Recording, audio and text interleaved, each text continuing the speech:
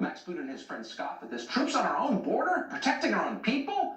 That's disgusting, immoral, it's fascism. Only in Washington do people believe that. Douglas MacGregor is a retired colonel. He's author of the book Margin to Victory, 5 Battles That Changed the Face of Modern War, and he joins us tonight. Colonel, thanks very much for coming on. It is in no way to denigrate the service of our troops who are improving the lives of foreigners, a lot of foreigners in a lot of different places. But why do you think it's so repugnant to our leadership class that they would help protect us? Well, first of all, let me point out, contrary to what Brother Boot is saying, there are no Russian armies massing on the borders of Europe prepared to strike west and conquer Europe. None. There are no Chinese armies massing on the borders of Southeast Asia or on the border with Korea ready to pounce on the Korean Peninsula or invade Vietnam and Thailand. They don't exist. So there is no imminent threat, contrary to popular belief. These troops do not have to be overseas where they are. So why are they there? Very simply because special interests enrich the ruling class. The lobbies that exist, foreign and domestic, have enormous money, and it pays people on the Hill, obviously a great deal of money, to support whatever involves overseas contingencies. So the overseas contingencies, the overseas presence, is a cash machine. So just to get back to first principles for a second, the purpose of the U.S. military is to defend the United States, correct? Correct. So if there is a threat to the territorial sovereignty of the United States, the U.S. military, you would think... Absolutely. Title 10 of the United States Code specifically says just what you've said. And the Army in particular, in addition to conducting decisive operations on land, has the task of conducting the mission for wide area security. So the U.S. Army belongs on the border right now, and it's perfectly obvious to everyone on the border. You can add more patrolmen, you can add more customs officers. It's not just a function of the wall. They cannot possibly cope with hundreds of thousands of people marching over those borders, especially when they're told that if you reach the border, you have to be admitted. We need martial law on the border. I just spoke this afternoon to people on the border with New Mexico, Arizona, and Texas, and they all said the same thing. Please send troops, send the United States Army. So we're going to put on the screen a list of places the U.S. military is committed, and I think maybe some of our viewers might not be aware of the scale of the commitment. And again, this is not criticism of those troops who are doing their duty and doing it well. But they were sent by policymakers who see what they're doing in Denmark, Fiji, Finland, France, we're going to keep scrolling here, as a good deed. But why would it be offensive for them to protect this country? I don't understand. Why is one good and the other bad? Well, the Democrats look south and they see voters moving across the border. The Republicans are afraid of losing votes, and so they lack the courage to stand up and say stop. Those are the two problems. No one on the left is going to advocate for the defense of that border because they see in the future a foundation, a human foundation, for a permanent dictatorship of the left. So, I mean, you spent your life in the military. Tell me, if you were to ask your average frontline infantryman in the U.S. Army, would you feel better about protecting your own country's border or protecting our, quote, Kurdish allies, whoever they are, in Syria? What do you think the answer would be? Well, first of all, let's face it, the average American soldier, sailor, airman, or Marine who arrives in the Middle East and looks around, he says, my God, there's nothing here worth my life. Yes. So as a result, I'm not going to take any chances. So if I'm in a fight, I'm going to pull the trigger. I'm not going home in a body bag.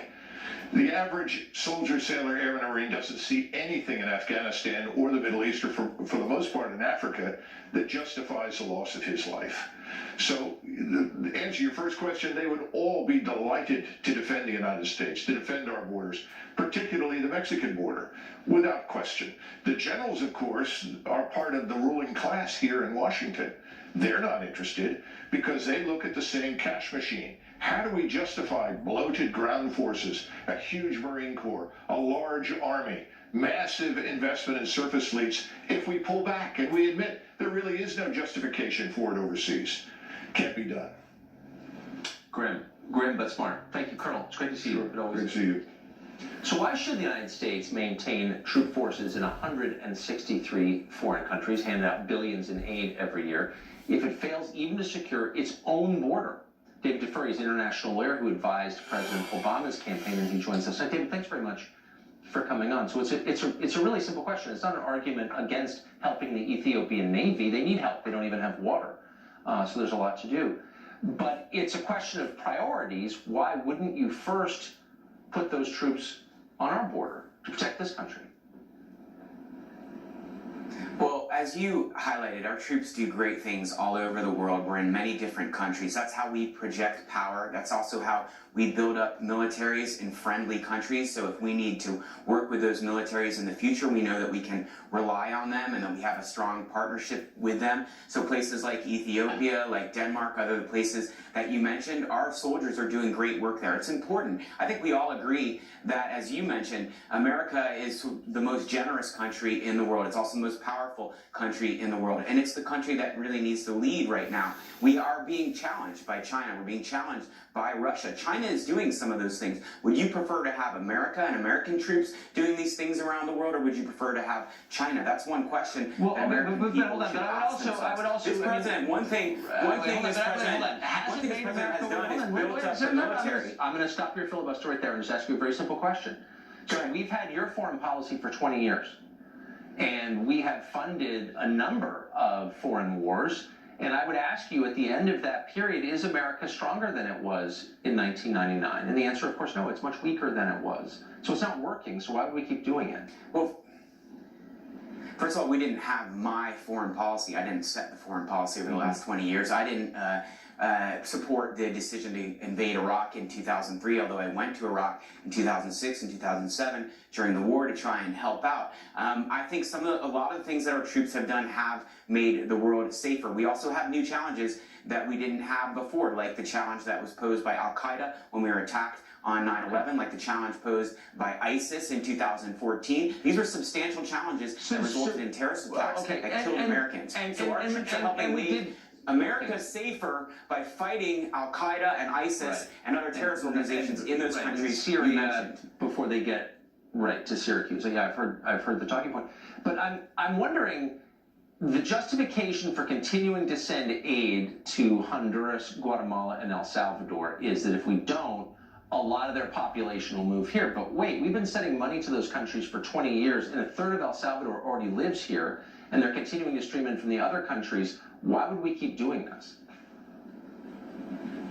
The immigration situation at the border is constantly changing. So 20 years ago, there were a lot of Mexican immigrants coming across the border. No, I know the story. That's actually gone down. Well, and there are not that many Mexicans. Now, as you highlighted, it's people from countries in Central America, Honduras, Guatemala, El Salvador, for instance. These are economic migrants. They're leaving because they face dire economic situation in their countries and because there are not jobs in those countries. So one reason to continue the aid and to use the aid effectively is to help those countries create. Just let me finish. Let me finish. No, because you're actually wrong. Jobs, so we address the problem there rather than addressing the problem at our border. Okay. We've tried it for 20 years, it hasn't worked, but they're not actually facing dire economic consequences. The per capita income in Nigeria, no. The per capita income in many countries around the world is much lower than it is in those three countries. For example, Nigeria. We're not talking about Nigeria, Tucker. We're talking about Honduras. No, hold on. Nigeria is 191 million people. 191 million Nigerians. Nigerians are not coming to the border with Mexico. Why shouldn't they? But hold on, why shouldn't they? By your reasoning, poor people have a right to come here because they're poor. Well, then why doesn't the rest of the world have a right to come here? Sincere question. No, I never said that. I never said they have the right to come here. I do not agree with that. I think we have the right to control our border, and we have the right to turn them away. But what I'm saying is they're going to keep coming until we help them address their economic situation. We can ignore their economic situation, and we cannot help them with improving their economy. But if we do that, they will keep coming. We've done it and it doesn't work, and nobody understands. They'll come by boat. Let me just say, for instance, not one person you talked about Africa and the migrants from Africa of Central America. Let me make one point. I'll give you one sentence. We got to go. We're out of time. You know, migrants from Africa are going to Europe in droves, and they don't even have a land border with Europe. They go by boat. They go other ways. So just building a border on the land between Mexico and the U.S. isn't going to stop migrants from coming. So that's one reason why we should try to help these countries address the situation. We already are in the helping country, them. so they don't come here. Right, it's our fault. Okay. Not enough, and not From well enough, Brussels. and not effectively enough. We have to, reorganize You cracked that USAID. code, We have Tommy, to do it better. because America once can you've do done this. that, you've also cured pancreatic cancer, which is probably a little easier than figuring out the riddle that you say you have the answer to. But it's great to see you. Thank you. Permanent Washington was shocked when Robert Mueller failed to prove Russian collusion, which they knew on faith was true. Now the Attorney General wants to know why